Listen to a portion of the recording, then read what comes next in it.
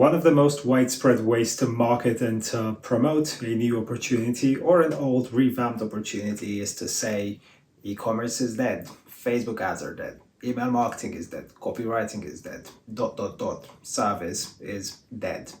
This is something that's, for me, coming up into the space of digital marketing and online businesses and businesses of one, creators, coaches, marketers, in the last 4 to 5 years has been a major issue because I have actually experienced in this short time span so many changes from the rollout of iOS 14 to what's going on in the industry nowadays with AI and ChatGPT and people losing their head over it. This is something that I think for many beginners is the reason why they can't stick to a niche. They can't commit to just one course of action. And it's not just beginners, it's actually advanced people as well. It's, I think, another form of the shiny object syndrome, of the fear of missing out, FOMO. Whenever a new opportunity comes around, it's being promoted and marketing as this thing that changes everything, that everything will not be the same ever again. It's literally how they say it, this changes everything. And when this new opportunity sort of arises, people just jump at it thinking that is the new thing that's going to make them successful and rich and all of that stuff. It essentially just becomes a gold rush after a gold rush after a gold rush. And it's insane because it's unstoppable and it's so predictable and so repeatable. Now, my advice to myself and to anyone who's struggled with this and with being able to stay committed to one course of action is to take a step back and look at this from a few really perspectives, such as AI and ChatGPT and any new technology that's getting rolled out will not make you homeless. Not immediately and not everyone. It's not going to be as dramatic as even with ChatGPT and AI, where transformation is actually more rapid than even Murphy's Law and things that used to take half a year to double in processing power. Even here, the reality of it is that the entire world is getting access to the same tools. And so the thing that changes is just the level of the game that's being played.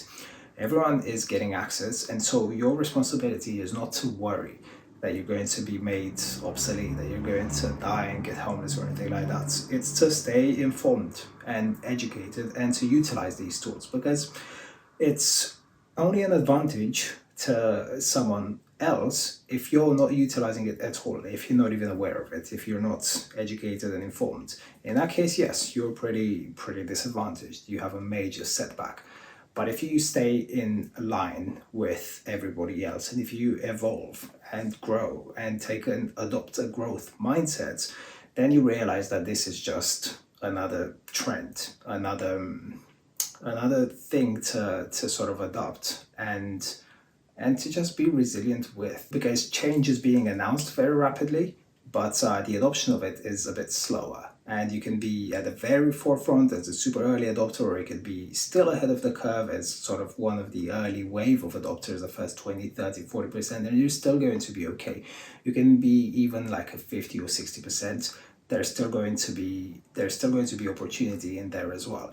It may not be as much, but at the end of the day, I feel like a lot of people are catastrophizing in a very much all or nothing scenario. I either jump in now and I catch the start of it, or I'm doomed to fail and for my business to go to nothing and to be completely taken over by all these other people and stuff. It may be true, but it's never as dramatic as we tend to see it in our head. That's just a catastrophized scenario. The next thing to realize is that a lot of the industries that people and marketers say are dead and this is dead and this is done and this is not going to be the same ever again, that's actually not true, because a lot of the tech that's ruling the world right now is just too big to fail. And I know, famous last words, that has been said before. It's not always true. It can definitely be a fallacy to say that and to just kick your legs up and to ignore the change and to keep up with the times. That's not what I'm saying.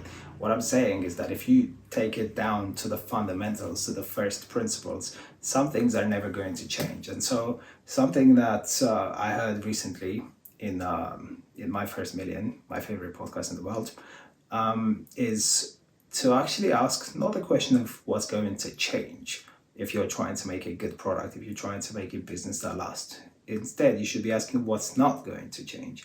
What are the fundamentals? What are the things that are going to continue to exist?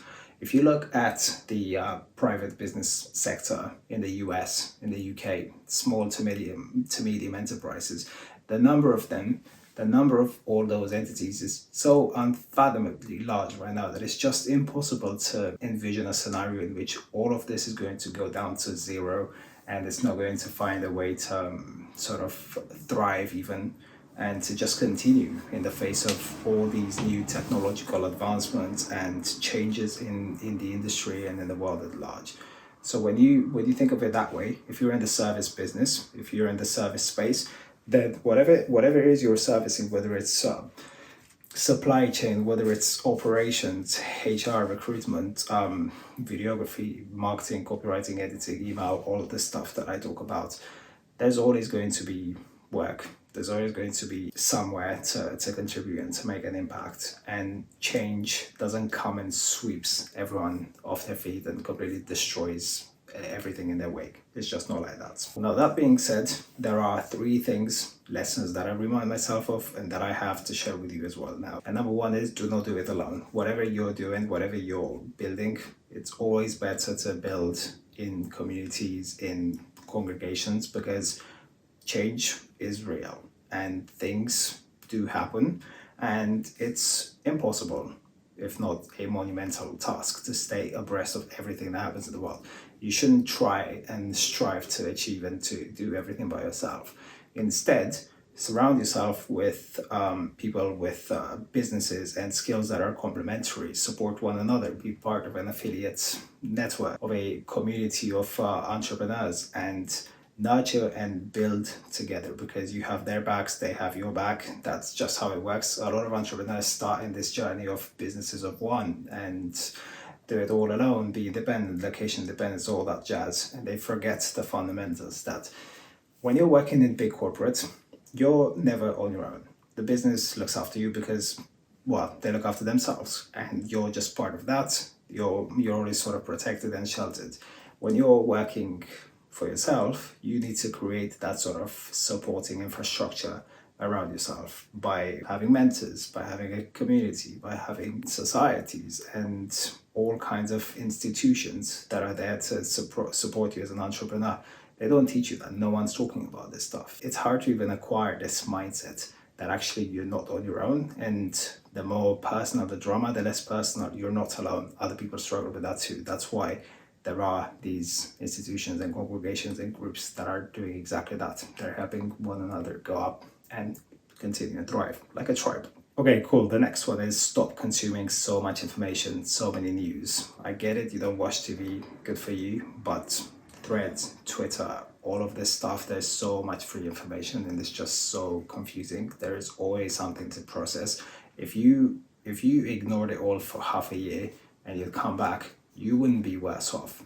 Chances are you'd find that actually things are pretty much the same, despite a lot of changes in innovation and all the commotion and noise on the internet, because this is just an industry. It's content marketing. Everyone's pushing content. Everyone's all the algorithms are rigged to keep you hooked onto them, to get you to search more content, to want to consume more. You're not being informed. You're not being informed. You're just wasting your time. You're wasting your time, and you're grinding yourself down with stress and worry and with all this perceived uncertainty and complexity of the world, because there's just so much availability. So stop consuming so much information. Be more intentional and directed in the stuff that you expose yourself to, and that's how you narrow your universe to something that's more manageable, more controlled. And then finally, stop having so many mentors. It's on the same vein. You don't need that many mentors. You don't need that many opposing viewpoints, that many sort of different strategies, because one's not better than the other, and throwing rocks at the competition, at the enemy is another way to copyright, to market, and to persuade. One's not necessarily better than the other one, they're just different. You can't focus and you can't be serving 2 masters at the same time. Follow one, because you only need to get rich once. You only need to get rich one way. Just find 1-2 good, reliable mentors in every discipline that you need to sort of grow and evolve into, and follow those.